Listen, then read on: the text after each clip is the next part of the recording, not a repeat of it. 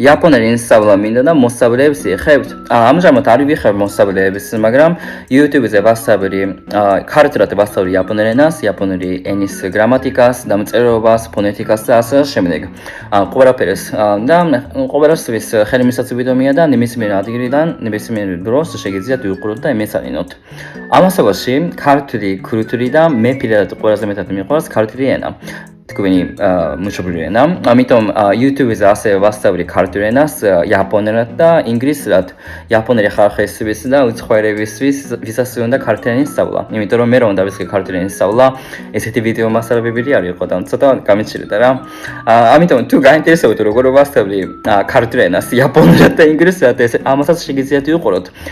ჩემი YouTube არხის სახელია Ryosei, ჩემი სახელია ასევე კომენტარებში არის მითითებული ჩემი არხის ბუმური.